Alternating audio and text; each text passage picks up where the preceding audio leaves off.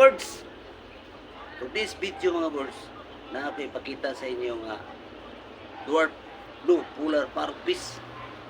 Atong imong karon mga birds, mag-select daw katong mga good size, katong pwede na jud i-breeding. Kay para nga ato day ma-release atong mga gabi mga fish keeper nga kani siya ready to breeding na. Tira.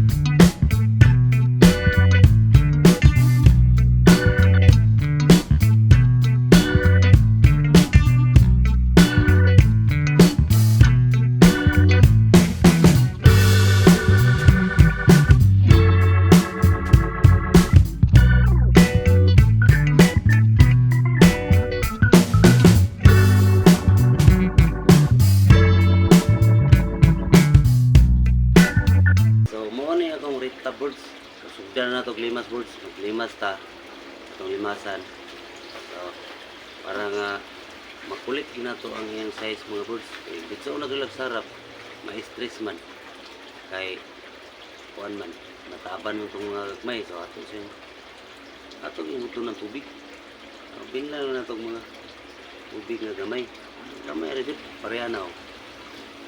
So halusan na nato kuan, hinahinay lang yung mga birds. So ikaw man makuha na din nato ang kuan ng mga ragko.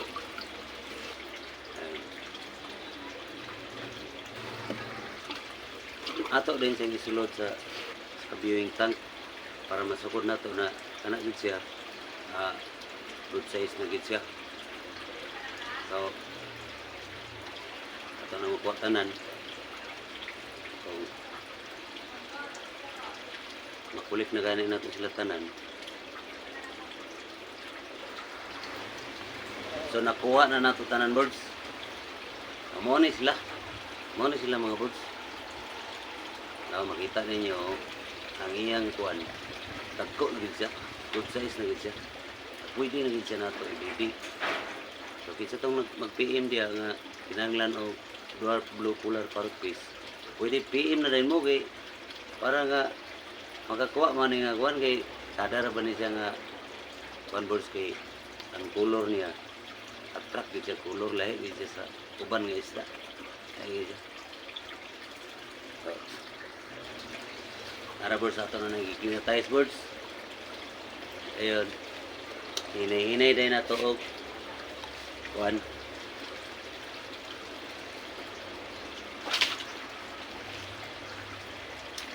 Hinay-hinay na to sila og transfer. Okay? So kinahanglan birds ang inyong kuan birds, kinahanglan na mature po nga tubig. Dili po pwede nga diretsoon ra po ninyo kuan sa bagong tubig eh. Makulaps niyo ang uban. Kasi niyo di sila ka-survive ba kay magawa sila ma-water shock ba. Kaya ang isda medyo ayan git kay water shock naman siya.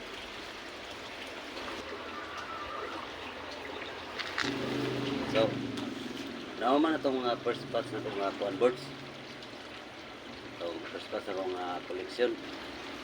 So, di na punta sila dua. Itong ako ikadua nga red spot mga birds. Dili ka ito dagan. Dili pareha itong una nga ito dagan pero nabi akong tayo makuha. Sugdan na itong kuan birds. Sugdan na itong limasan ginawa siya para itong tubig. Ayan.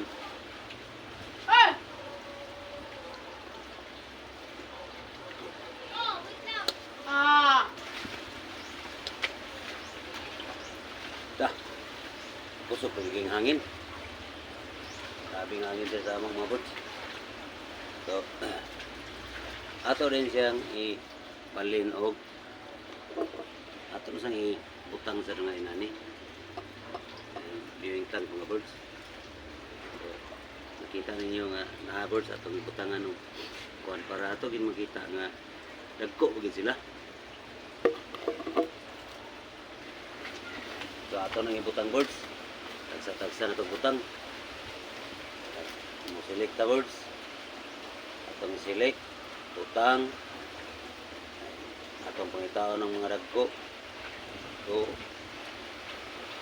hantod nga mahurot na to ang ibili na to birds kato ng mga gagmay. So, ang mga dagko ato gini-collect.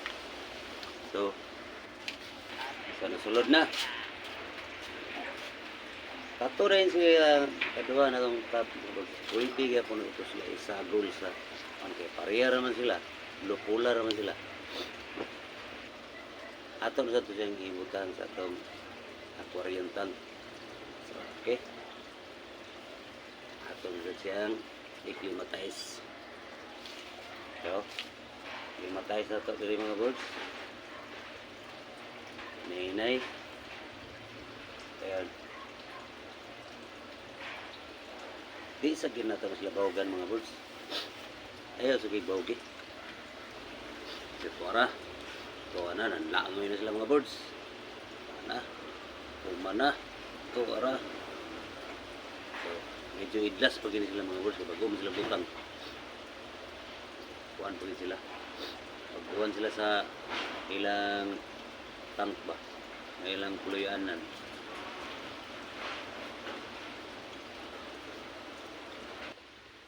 So naasad ko'y usa ka Ryukin mga birds nga buntis na po kayo siya mga birds. Kani siya nga Ryukin mga birds gidaog na dito sa Taguluan roaming out salins sa kang Tikoy house na siya ako naintrahan. So kani siya sa 100 slot 100 entries nakaport ni siya nga kasi nara birds oh. Mo ni siya birds. Siya nakaport ni siya birds. Ang kuha ni 100 ka entries. Sulod sa 100 ka entries. O magdaw mo ito nga makaport to siya. Makaplace to siya.